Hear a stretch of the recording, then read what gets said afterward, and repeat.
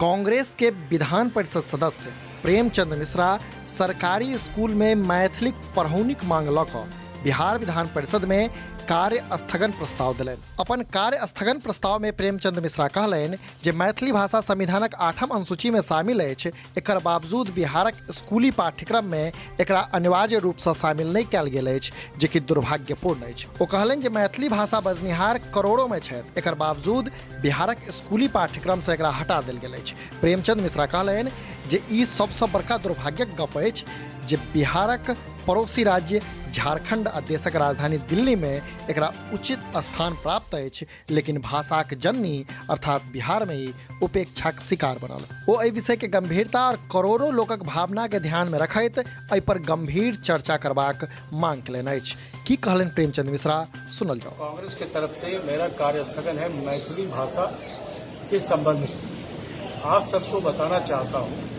कि मैथिली संविधान की 8म अनुसूची में शामिल है। IAS और IPS के इम्तिहान में मैथिली एक विषय के रूप में आप रख सकते हैं, लेकिन बिहार जहां करोड़ों लोग मैथिली भाषा बोलते हैं, बिहार के स्कूलों में प्राथमिक शिक्षा में, माध्यमिक शिक्षा में बड़ी चालाकी से सरकार ने मैथिली भाषा की पढ़ाई को बंद करा रखा है 15 वर्षों से। बिहार में अन्य सभी भाषाओं की पढ़ाई होती है, हमें किसी पर एतराज नहीं, लेकिन मैथिली की पढ़ाई स्कूलों में न होना, फारसी का होना, बंगला का होना, हिंदी उर्दू सभी विषयों का होना और मैथिली का नहीं होना, कहीं न कहीं राज्य सरकार का सौतेलापन और दुर्भावना दिखाई देता है मैथिली के बारे में।